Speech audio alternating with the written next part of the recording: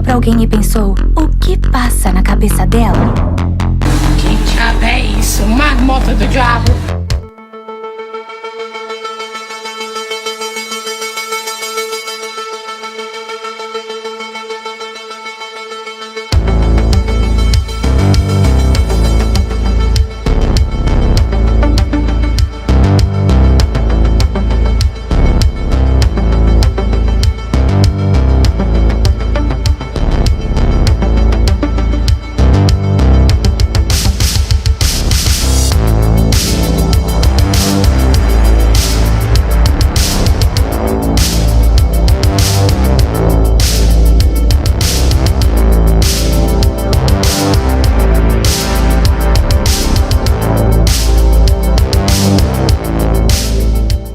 Se você entrou no castelo da Lady Vamp por sua própria vontade, receba as minhas boas-vindas. Eu sou a Débora Lady Vamp, escritora apaixonada por livros, mitologia, subcultura gótica e arte. E você acabou de chegar na minha cripta, o local onde eu falo sobre vários assuntos aleatórios envolvendo literatura, música, subcultura gótica e outras coisas que eu tiver vontade enquanto cuido da minha beleza.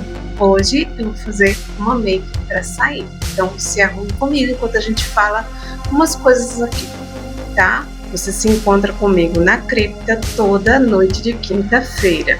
E caso você tenha interesse, pode explorar as outras aulas do castelo, como o gramofone, toda terça-feira, onde falamos sobre música, sobre cultura gótica e algumas relações com a literatura, entre a música e a literatura. Ou talvez prefira a minha biblioteca, onde faço vídeos longos sobre livros e leituras comentadas de livros, a cada 15 dias, sempre às sextas-feiras. Se você encontrar uma passagem secreta, você pode acabar chegando na sala onde eu falo sobre cinema, filmes, séries, produções audiovisuais envolvendo adaptações ali de livros. Em breve, a Torre do Campanário estará aberta para novos membros, então fique ligado, inscreva-se que a gente chega lá. Recentemente, uma onda de conservadorismo se alastrou pelo mundo, não só no Brasil, tá? No mundo todo.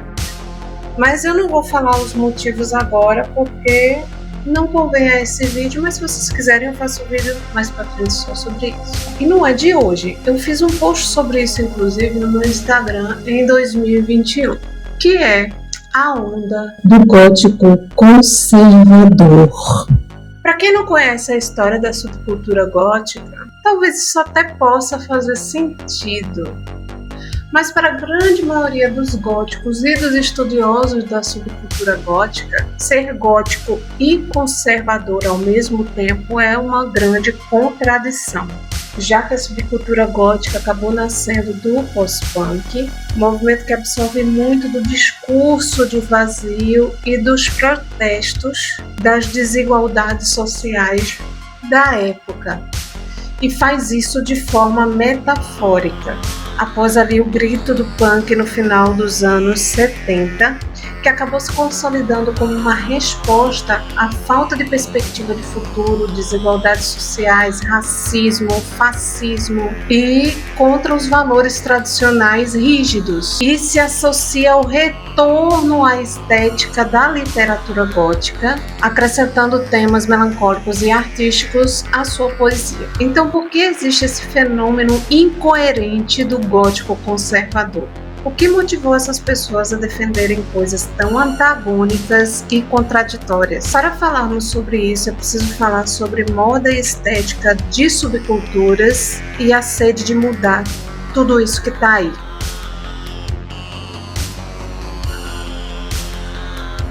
Quando a banda Bauhaus lança em 1979 a música Bela Lugosi's Dead, um marco se consolida. Muitos estudiosos da subcultura referenciam a essa música como o início dessa nova subcultura. O niilismo do movimento punk acaba impulsionando, como uma reação a ele, uma interpretação artística que buscasse mais profundidade emocional, o que originou não uma repetição do passado romântico e ultrarromântico do século XIX, mas uma espécie de reescrita que uniu o estilo de vida gótico às ansiedades contemporâneas. Em 1980, a publicação do The Literature of Horror, por David Punter, ajudou a transformar a literatura gótica em um campo respeitável, elevando o gênero para além do entretenimento de massa. Outros autores, como Anne Rice, de Entrevista com o Vampiro, e Stephen King, trouxeram o horror para o cotidiano moderno. Rice, especificamente, humanizou o monstro, humanizou o vampiro, transformando o vampiro de um mal encarnado para um dandy atraente e melancólico. Isso acabou ressoando diretamente com a subcultura gótica, que se apaixonou por esse formato. Assim como no século XVIII a gente teve um Gothic Revival arquitetônico, o movimento dos anos 80 foi uma resposta crescente à industrialização e à frieza tecnológica da época. E as pessoas fugiam do niilismo do punk tradicional e começaram a buscar outras formas de se expressar. Tudo isso para além da frieza e da crueza da realidade exposta e trazendo para o debate esses mesmos temas a partir de metáforas inspiradas no romantismo sombrio e nas conexões espirituais e emocionais profundas. A literatura gótica e ultrarromântica passou a ser reverenciada e outros autores passaram a adaptar o estilo ao momento contemporâneo. E a música gótica surge como uma nova forma de expressão, admirando a maneira como no século XIX os autores falavam sobre vários assuntos, incluindo tabus, como a sexualidade feminina, o homoerotismo, o desejo, através de metáforas e símbolos do horror e do romantismo. Aqui, as lutas e rebeldias da época contra as desigualdades sociais, o racismo, o fascismo e a misoginia, incluindo o machismo e a objetificação do corpo das mulheres, que se apropriavam da estética e sensualidade para expressar sua própria liberdade, encontraram um terreno fértil na subcultura, com letras que vão trazer críticas, profundidade emocional e o vazio constante da falta de perspectiva de futuro, combinado ali com a melancolia. E da mesma maneira que o termo gótico foi usado ali de forma pejorativa para classificar a arquitetura do final da Idade Média, como se tivessem sido feitas por godos e visigodos, que eram povos bárbaros da época, a subcultura recebeu o mesmo apelido de forma pejorativa pela mídia, apenas para descrever o som, mas acabou se consolidando como o nome mesmo do movimento.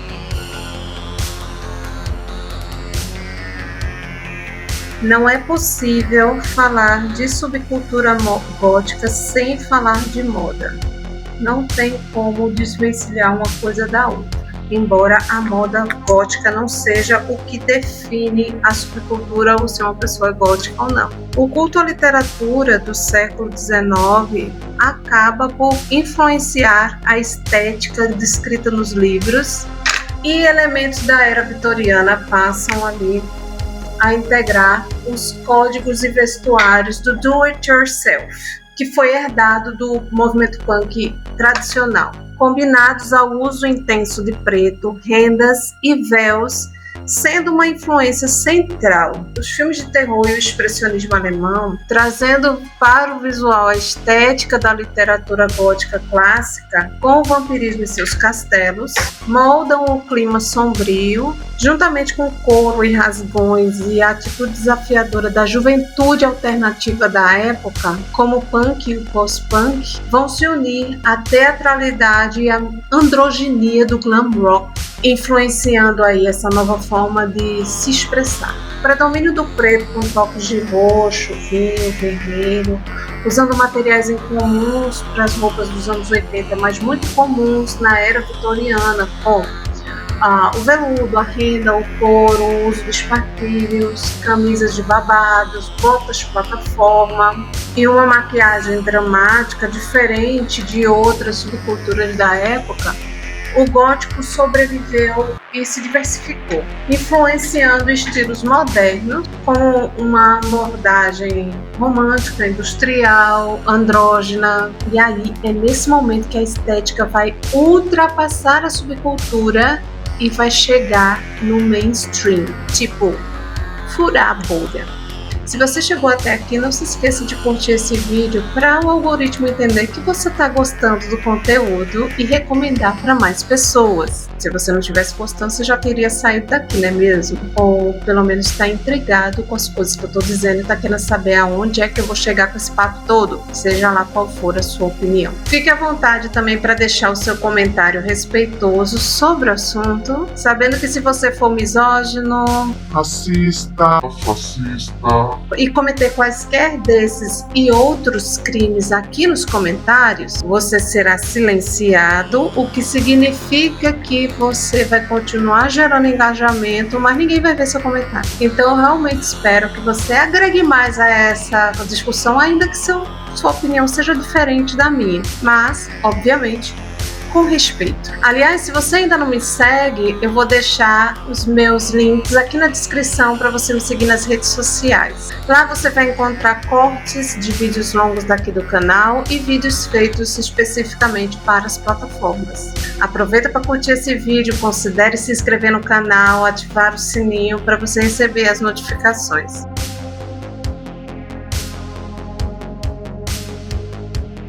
A estética gótica transcende as casas noturnas londrinas para se tornar um elemento recorrente na cultura de massa e também na alta moda. Esse movimento de saída do subterrâneo ocorreu através de ciclos que envolvem ali apropriação e estilização. Primeiro, a autocostura e estilistas como Alexander McQueen, John Galliano e Ricardo Tisci da Givenchy levaram o drama vitoriano, o couro e a simbologia religiosa para as passarelas, transformando o mórbido em luxo sofisticado, o que vai conversar diretamente com a aristocracia decadente da literatura gótica e com os nobres vampiros, como a Condessa de Karnstein, o Lord Ruthven e o próprio Conde Drácula. No fim dos anos 80 e na primeira metade da década de 90, a estética pálida e desleixada fundiu elementos góticos com o visual grunge, tornando ali o visual dark popular em revistas de moda e campanhas publicitárias.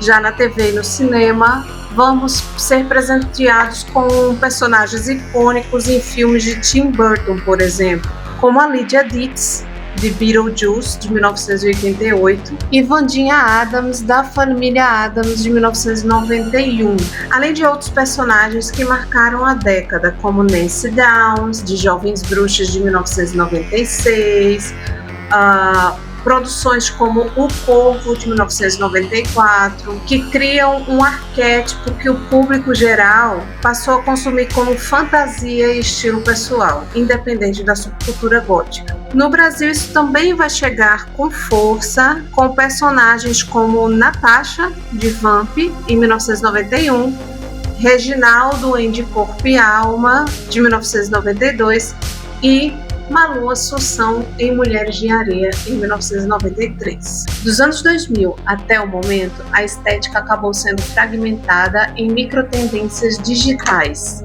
como o Gothcore, o New Goth e o A Girl, A Boy, que muitas vezes as pessoas confundem com a subcultura gótica. Por quê? Porque eles utilizam elementos clássicos da estética da subcultura, mas totalmente desvinculados ali da ideia inicial, da ideologia, dos pensamentos, do que se defende. E é aí, nessa época, que vai surgir o termo gótico de shopping, ou goth mall, que traz jovens que compram a estética em lojas de departamento sem saber nada sobre ela e sem nem saber se são ou não da subcultura. subcultura, que não sabem do que se trata e nem pertencem à cena underground. Nesse caso, o gótico surge apenas como uma estética, sem nem se associar à subcultura, muito menos à música, que é a origem de tudo.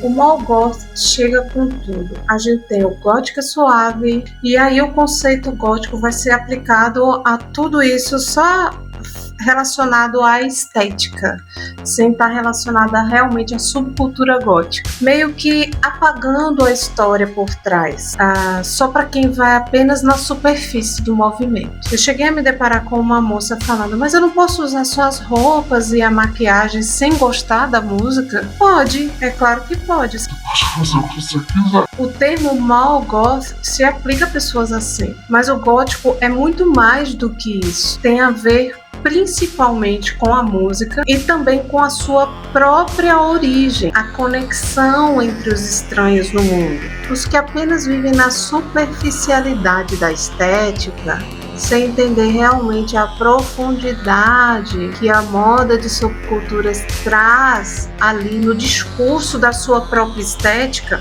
e da sua forma de expressão, e as razões pelas quais tudo aquilo foi construído, ainda que a pessoa se sinta representado com relação à rebeldia e à luta contra uma opressão cultural, essa conexão vai continuar sendo ali bem superficial, como se fosse um rebelde sem causa. É como se a pessoa buscasse um refúgio para sua própria introspecção ou uma forma de se destacar sem realmente abraçar a crítica social que historicamente definiu o movimento. E é aí que mora o problema. E surge esse fenômeno estranho da incoerência que é o tal do gótico conservador.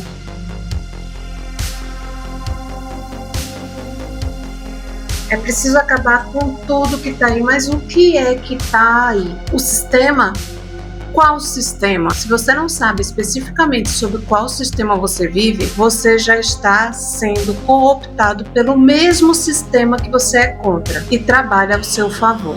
Quando você não consegue expor de forma clara e coesa contra o que você é contra, mas sente que algo está errado e você quer lutar, esse é o primeiro passo para você se conscientizar. Mas você já reparou para que lado realmente sempre acaba caindo aquela pessoa que sempre se coloca orgulhosamente em cima do muro e se vende como uma pessoa neutra? Se o muro balançar, para que lado essa pessoa sempre cai?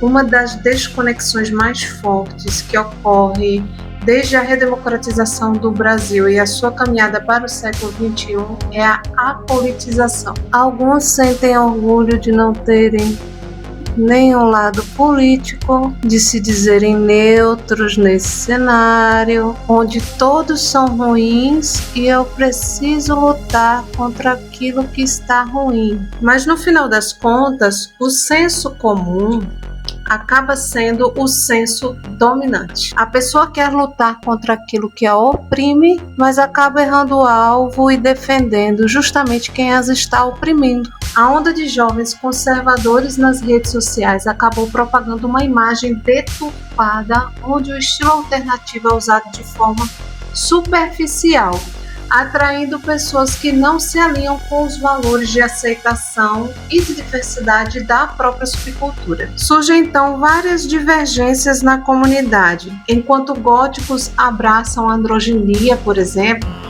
que faz parte da construção da expressividade da subcultura gótica desde a era pós-punk e abraça minorias e comunidades LGBTQIAPN+, alguns indivíduos dentro da cena que se colocam de modo neutro, mas essa neutralidade pende para visões conservadoras que geram conflitos internos sobre o que é ser gótico. Uma pessoa que se identifica com a subcultura gótica, mas é contra a comunidade LGBT ou contra o movimento feminista, por exemplo, é uma pessoa totalmente incoerente. Outro dia eu vi na bio do Instagram de uma pessoa que se dizia gótica um texto que me deixou chocada. Primeiro que ela se dizia gótica e antifeminista, o que já é assim, não faz o menor sentido, pois você pode não ser feminista e viver a sua vida de boa. Mas quando você se coloca como anti alguma coisa, você é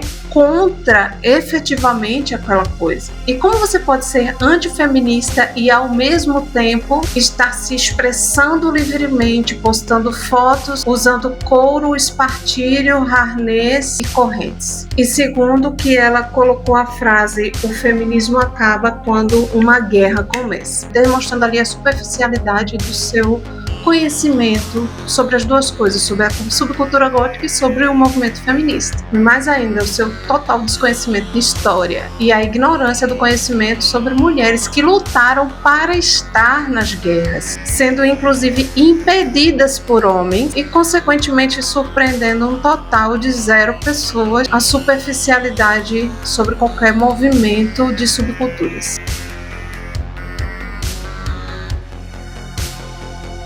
A falácia do verdadeiro escocês se dá quando alguém aponta incoerências de um determinado grupo e a pessoa diz: mas ele não é verdadeiramente desse grupo, porque senão ele não seria incoerente. Estaríamos dentro da subcultura vivendo uma falácia do verdadeiro escocês? Estaríamos nós prestes a apresentar que essas pessoas auto-intituladas góticos conservadores não são realmente góticos? Teríamos aqui 2 visões antagônicas. De um lado, o verdadeiro gótico que argumenta que, como o movimento surgiu de raízes pós-punk, como eu falei aqui, né? E como foi um movimento contracultural, uma questão progressista, e para esses o gótico conservador seria uma contradição lógica. Do outro lado, a gente tem a pessoa que se apega apenas à estética e à sonoridade, que argumenta que ser gótico é apenas o apreço por certas sonoridades, como o gothic rock, o dark wave, por exemplo, e o visual. E nessa lógica, qualquer pessoa, independentemente de lado político, poderia pertencer à subcultura. Essa tensão existe porque a subcultura não é uma organização com um estatuto, por exemplo, mas uma subcultura orgânica, com um crescimento orgânico. Enquanto para uns a política, a origem e a ideologia original são o alicerce da subcultura, para outros é apenas um acessório que você pode usar ou não. E quando os góticos tradicionais tentam expulsar os conservadores, sob o pretexto de que eles não são góticos de verdade, eles estão tecnicamente usando a falácia do verdadeiro escocês para poder proteger a identidade histórica do movimento. E é aqui que entra um termo interessante que se encaixa muito melhor do que a falácia do verdadeiro escocês: a dissonância cognitiva.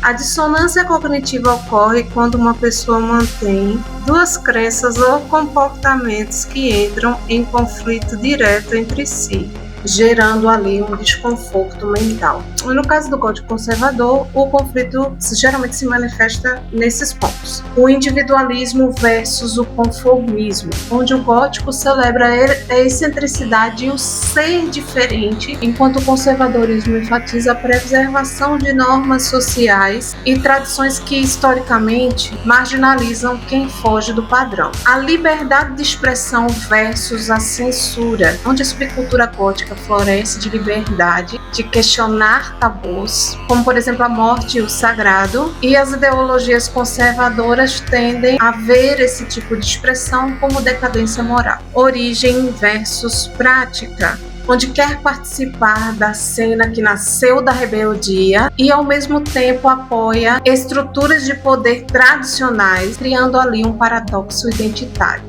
Então, para resolver essa dissonância, o indivíduo que se enxerga como gótico conservador, geralmente ali se recorre à compartimentalização. Ele separa o seu eu artístico estético, que usa coturnos e ouve o álbum Vision Think, com críticas ácidas ao neoliberalismo e o imperialismo estadunidense, do seu eu político, que vota em pautas tradicionais e levanta a bandeira da anistia, do AI-5 e do golpe militar. Outra saída é a reinterpretação, onde a pessoa enxerga a subcultura gótica não como rebeldia, mas como um resgate de valores aristocráticos ou românticos do século XIX. A verdade é que não estamos realmente observando um aumento real de góticos conservadores, pois ninguém que é gótico se alinha ao discurso conservador. Mas o que vemos é uma apropriação da estética da subcultura gótica por pessoas com visões conservadoras,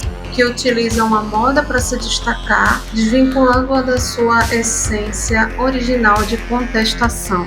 E você, concorda comigo ou discorda de mim? Deixe sua opinião aqui nos comentários, como eu disse antes, com respeito à diversidade de opiniões. Se você gostou desse vídeo, não se esqueça de curtir e considere se inscrever no canal, ativar o sininho para não perder nenhuma notificação. E se quiser ajudar um pouco mais a manter esse projeto, considere fazer suas compras na Amazon usando o meu link de afiliado, que eu vou deixar também na descrição. Você pode clicar no link e fazer suas compras normalmente, sem gerar nenhum custo adicional para você, gerando apenas uma pequena comissão para o canal. E se você quiser presentear o canal, também vou deixar a minha wishlist para você deixar o nosso castelo ainda mais bonito. Obrigada pela companhia, um beijo e apague a luz.